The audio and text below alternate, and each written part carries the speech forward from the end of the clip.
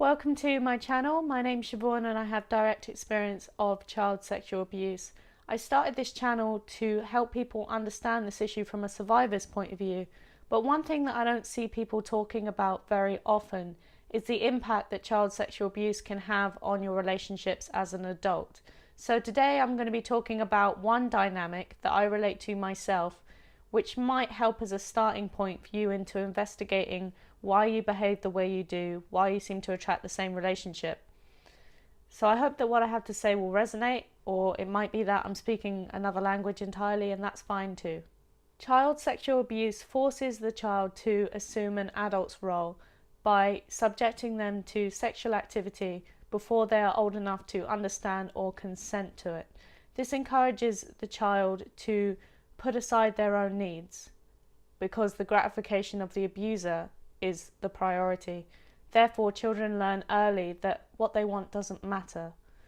Children are also encouraged to see themselves as having value only relative to their status as a sexual object, rather than as being a person with their own wants and needs.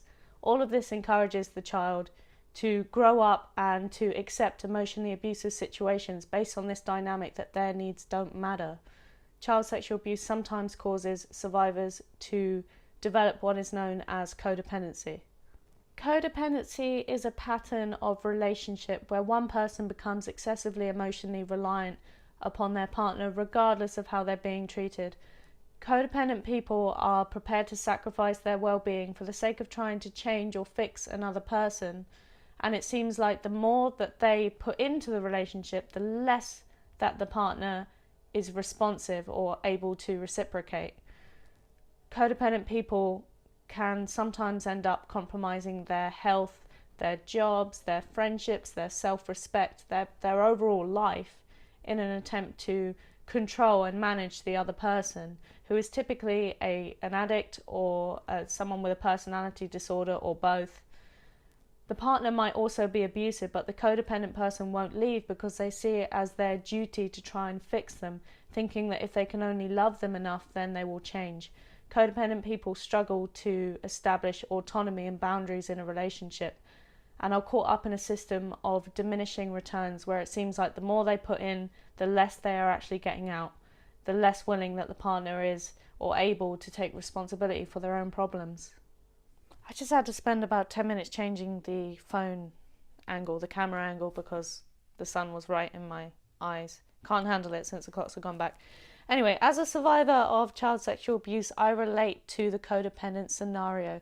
And in my experience, having those codependent traits was more about trying to prove something to myself than it was actually about them. I thought that if I could get the other person to recognize or acknowledge or trust me, then it proved something about me, that maybe it meant I was good enough in some way.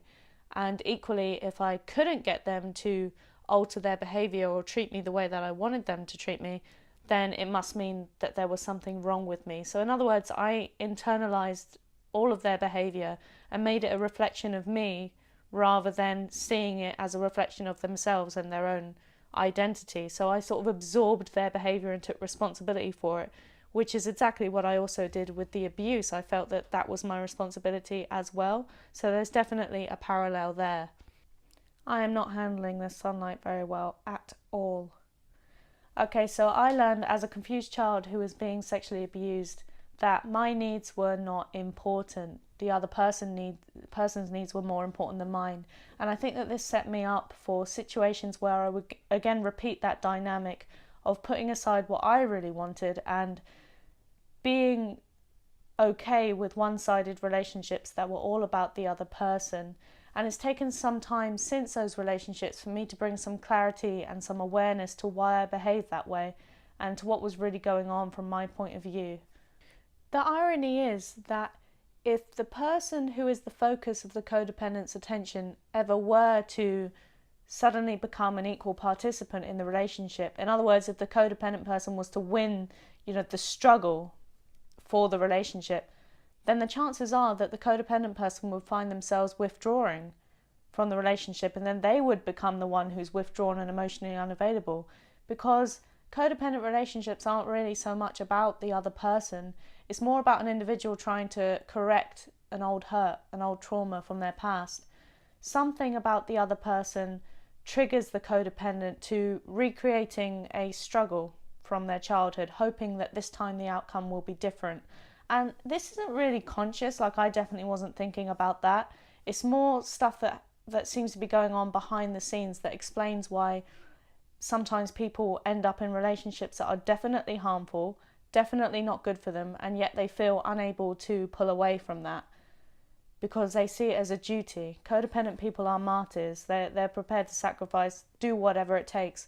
They have this mentality deep down, or this kind of unhealthy belief that if you're not prepared to give up your life for somebody, or give up all your energy, all your dreams, and make it all about the other person, if you're not prepared to do that, then maybe you don't really love them. And this is an unhealthy dynamic to bring to any relationship, isn't it? Codependent people often find themselves going to lengths that they never imagined, putting up with behaviour that they never imagined they would tolerate in their efforts to solve or fix a situation.